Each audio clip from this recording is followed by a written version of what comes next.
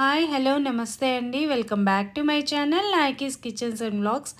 అందరికీ ముందుగా దసరా నవరాత్రి శుభాకాంక్షలండి. సో ఈరోజు నేను అమ్మవారికి మూడవ రోజు అల్లం గారెలు చేశాను. ఒకసారి దాని తయారీ విధానము, పిండి ఎలా చేసుకున్నాను అన్నది చూసేద్దాం రండి. గారెలతో పాటు నేను సేమియా కేసరి 4వ రోజు చేశాను. రెండు కలిపి ఒకే వీడియోలో పెడుతున్నా, చూసేద్దాం రండి.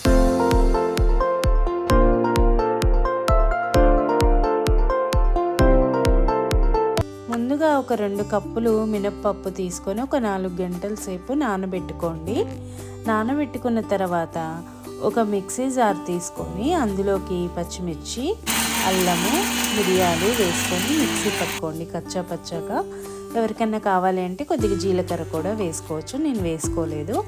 సో నా పప్పు నానిన తర్వాత కచ్చా పచ్చాగా మనం మిక్సీ పట్టుకున్న తర్వాత నానిన పప్పు కూడా మిక్సీలో వేసుకొని మీ రుచికి తగినట్టుగా ఉప్పు వేసుకోండి.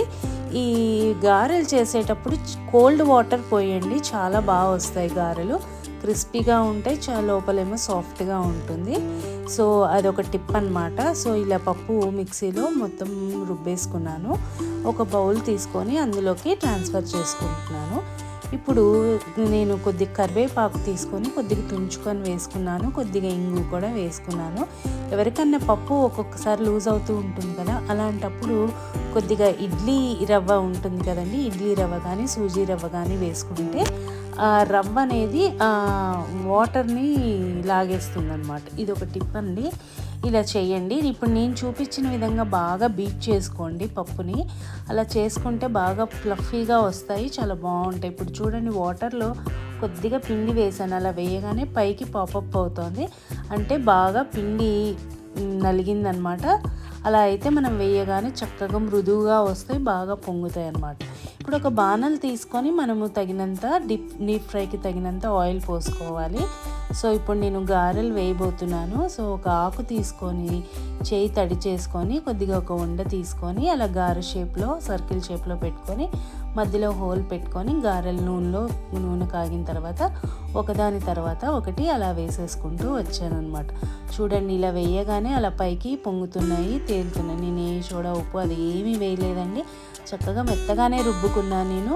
సో అందుకని అది అప్పటికప్పుడు రుబ్బుకున్నవి, ఏం పప్పు కూడా నానబెట్టలేదు, ఎందుకంటే ప్రసాదం కదండి.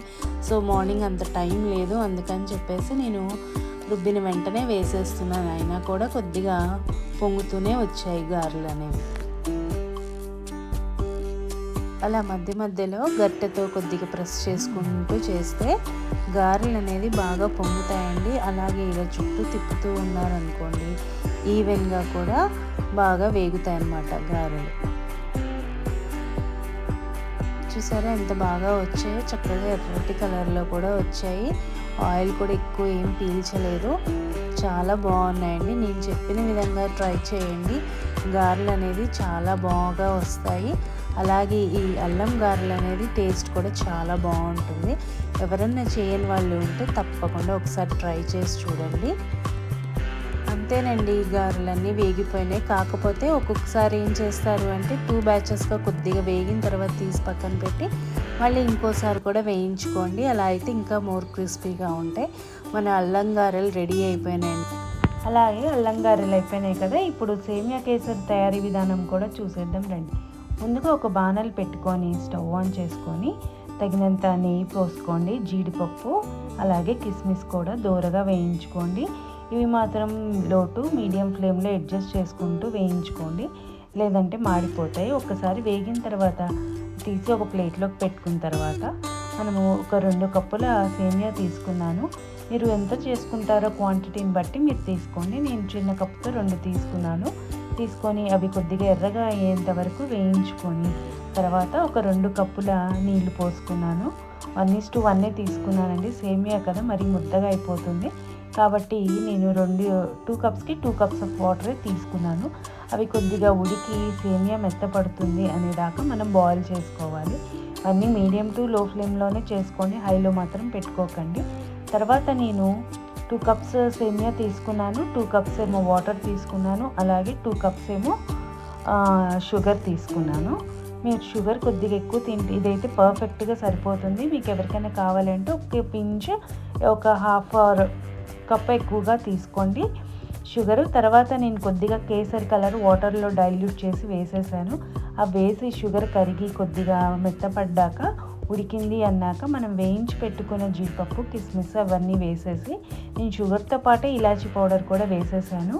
సో వేసేసి కలుపుకొని ఒక 2 మినిట్స్ లో ఫ్లేమ్లో ఉడికించుకొని గట్టిపడ్డాక మనం ఇలా తీసుకొని ట్రాన్స్ఫర్ చేసేసుకోవడమే. ఎవరికైనా కావాలి అంటే మధ్యలో నెయ్యి వేసుకోండి, చాలా బాగుంటుంది. ఎంతేనండి, సింపుల్గా అయిపోతుంది సేమియా కేసరి.